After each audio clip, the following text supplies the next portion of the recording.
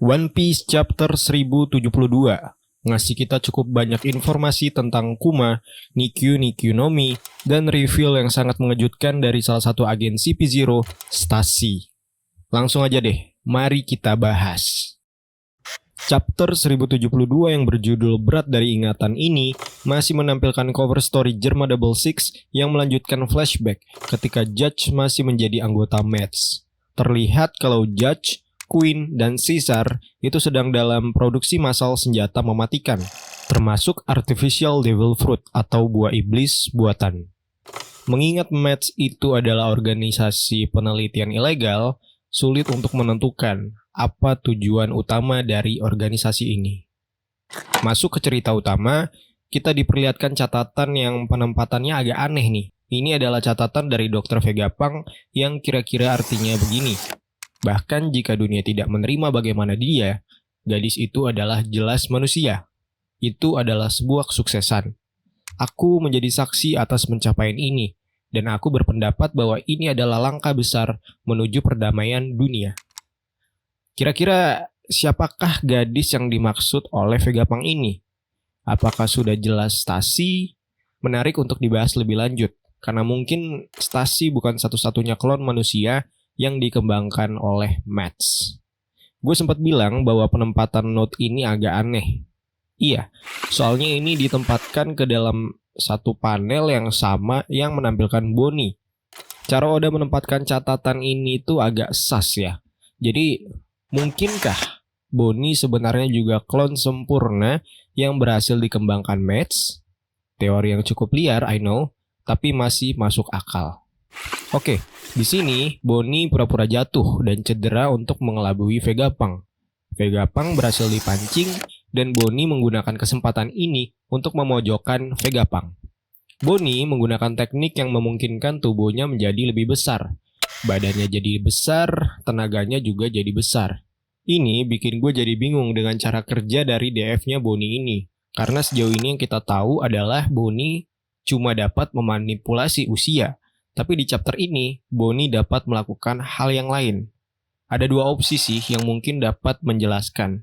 Pertama, wujud ini adalah masa depan Bonnie yang dibelokkan. Kedua, DF Bonnie punya kemampuan yang memang lebih luas. Dilihat dari nama jurusnya, yaitu Distorted Future atau masa depan yang diubah, opsi pertama tuh terdengar lebih masuk akal sih. Jangan lupa, Oda sendiri pernah ngasih kita wujud alternatif dari Luffy dan kawan-kawan di masa depan. Jadi ada kemungkinan bahwa wujudnya Bonnie yang besar ini adalah wujudnya Bonnie di masa depan. Wujud alternatif maksudnya. Karena kan Bonnie itu hobi makan ya. Akhirnya Bonnie berhasil memanipulasi umur Vegapunk menjadi anak-anak, sehingga lebih mudah untuk diatur. Ada benda-benda berkilau yang keluar dari tubuh Vegapunk, yang diasumsikan sebagai manifestasi dari tahun-tahun emas Vegapunk. Entah ini disengaja Oda sebagai jokes atau bukan, lucu juga sih. Kemudian, kita juga dapat informasi baru tentang kemampuan DF Bonnie, yang ternyata efeknya nggak permanen pada makhluk hidup. Gue lupa apakah ini pernah disebutkan sebelumnya, tapi gue yakin sih belum ya. Tolong koreksi kalau gue salah. Bonnie menginterogasi Vegapunk soal ayahnya, dan Vegapunk bilang bahwa dia nggak bisa kasih tahu Bonnie alasan kenapa Kuma jadi kayak gitu, karena bakal menyakiti perasaan Bonnie. Dia juga udah janji sama Kuma kalau dia nggak akan kasih tahu alasannya apapun yang terjadi. Di saat yang bersamaan, di Redport, Kuma berusaha memanjat Red Line. Di pihak lain, Marin berusaha menjatuhkan Kuma. Lalu, perhatian Bonnie teralihkan ke sebuah ruangan lab yang punya simbol cakar beruang. Jelas, ini ada kaitannya dengan Kuma.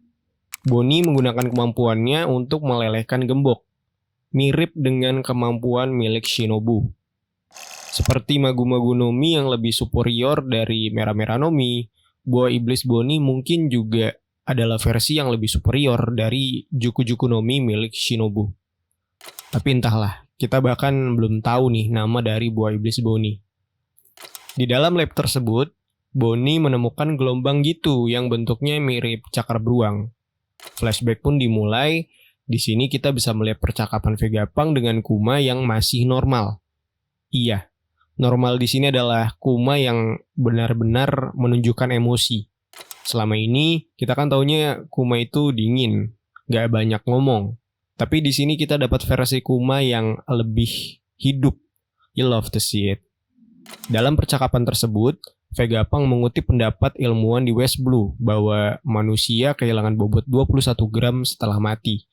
Bobot ini mungkin adalah bobot nyawa manusia. Fun fact-nya, eksperimen yang sama pernah dilakukan di dunia nyata oleh Duncan McDougall lewat studi ilmiah yang diterbitkan pada tahun 1907. Itu adalah eksperimen yang menerima banyak kritik pada waktu itu karena dianggap cacat dan penuh kejanggalan. Tentang ini lebih lanjut bisa kalian pelajari lewat Wikipedia atau sumber lainnya. Lanjut, Vegapunk menjelaskan bahwa kemampuan Nikyu Nikyu no Mi milik Kuma dapat mengubah hal yang tidak memiliki wujud menjadi memiliki wujud. Kuma bahkan dapat mentransfernya si wujud itu tadi ke makhluk lain. Kalian tentu gak lupa momen ini, momen di mana Zoro menerima semua rasa sakit dari Luffy. Lebih lanjut, Vegapunk menjelaskan kemungkinan bahwa Nikyu Nikyu no Mi mungkin dapat mengubah imajinasi dan memori menjadi memiliki wujud. Dia lalu meminta Kuma untuk melakukan eksperimen terkait hal itu. Walau sempat menolak, sepertinya akhirnya Kuma menerima tawaran tersebut. Sebab, menurut Bonnie, gelombang yang ada di depan matanya itu adalah gelombang memori dari Kuma. Wow. Ini betul-betul menjelaskan ya jadinya kenapa sekarang Kuma nggak inget apa-apa. Karena memorinya udah jadi gelombang. Di sisi lain, Kuma yang sedang memanjat redline berhasil dijatuhkan oleh Marin. Kuma pun melakukan perlawanan. Ini kayaknya Kuma udah ngotot banget ya pengen ke Marijoa. Tapi untuk apa cuy? Udah 2 chapter kita masih juga belum dapat jawaban. Tapi apapun jawabannya nanti, nggak ada salahnya menyiapkan tisu dari sekarang. Kayaknya tentang Kuma ini bakal full nangis nih. Di Egghead Labo Stratum, clash hampir tidak bisa dihindari. Yang tadinya 2 lawan 3 jadi 2 lawan 7. Karena para Seraphim juga naik ke atas. Tapi ternyata Seraphim naik ke atas kehendak mereka sendiri. Menurut Shaka, Seraphim dilengkapi kemampuan untuk membuat keputusan secara terbatas. Dalam kasus ini, Seraphim menilai berdasarkan situasi pertempuran dan memutuskan naik ke Egghead Labo Stratum. Lucci dan Stacy juga terkejut karena ini dapat menjadi peluang besar untuk tim Vegapunk kembali memegang kendali atas Seraphim. Ya, benar saja. Edison dan Lilith langsung memanfaatkan kesempatan ini untuk mengambil alih kendali Seraphim. Sementara itu ada momen lucu di mana Sanji mikir bahwa Zoro mungkin bakal mati sebelum ketemu One Piece. Nami yang dalam keadaan kayak gini lebih rasional, menyuruh Sanji dan Franky untuk membantu Zoro dan Brook. Di luar, pertarungan antara Zoro dan Kaku berlanjut. Kali ini, kita diperlihatkan wujud awakening dari Zoan jerapah milik Kaku. Wujud awakening Kaku ini juga memiliki awan hitam di sekitar badannya. Lebih tepatnya di sekitar lehernya sih. Lumayan lah, bikin bentukannya sedikit lebih epic. Kaido ala-ala. Nah, di sini Kaku kembali menggunakan jurus yang sama ketika dulu melawan Zoro di Enies Lobby, yaitu Nose Gun, yang kali ini diinfus Busou Soku Haki. Tapi seperti yang diharapkan ini nggak cukup untuk memojokkan Zoro. Yang ada, Kaku malah dihantam ke tanah sama Babang Zoro. Bener-bener konyol ini, CP0 dibuat sama kru topi jerami ya.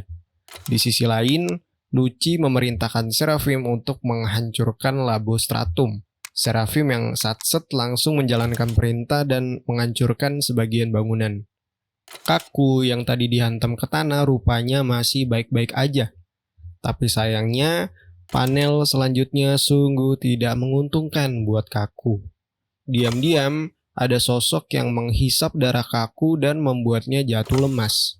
Sosok itu adalah rekan sesama CP0 sendiri, yaitu Stacy. Di sini Lucci juga kaget, mengindikasikan bahwa wujud Stacy yang mirip hybrid kelelawar ini mungkin belum pernah ditunjukkan sebelumnya. Panel terakhir dari chapter 1072 ini memperkenalkan Stacy sebagai cloningan sukses pertama yang pernah dibuat oleh Mats dengan kode Unit 01. Stasi adalah kloningan dari Miss Buckingham Stasi, anggota dari bajak laut Rox. Ini reveal yang shocking banget cuy.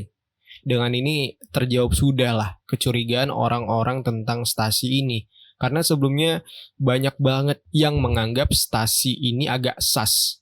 Dia pernah ke Egghead, familiar dengan environment-nya, dan bahkan dicurigai sebagai sosok yang muncul di cover page chapter 1070.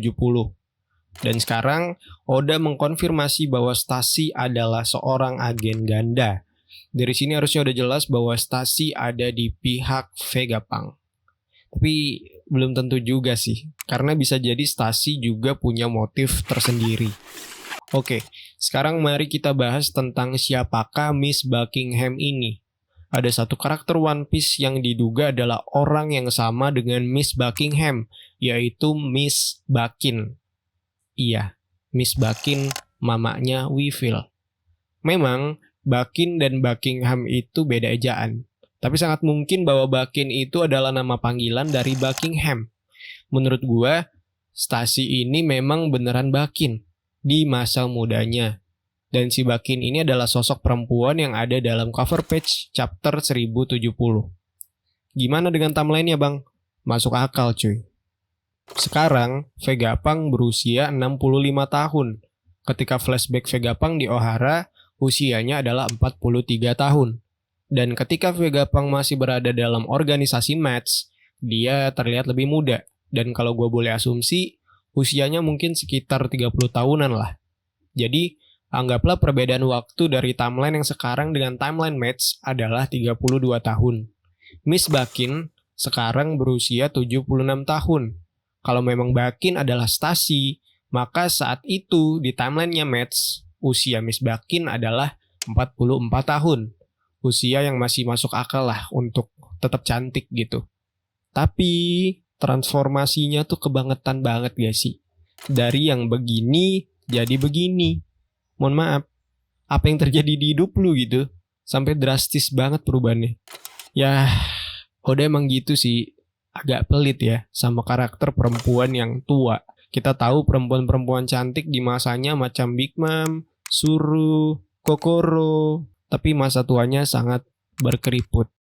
Ya ini mungkin pesan ya dari Oda bahwa secantik-cantiknya elu sekarang, tuanya tetap keriput. Oke, jadi gimana menurut kalian? Apakah Bakin dan Buckingham Stasi adalah orang yang sama? Silakan berdiskusi di kolom komentar. Selanjutnya kita bahas tentang kemampuannya Stasi.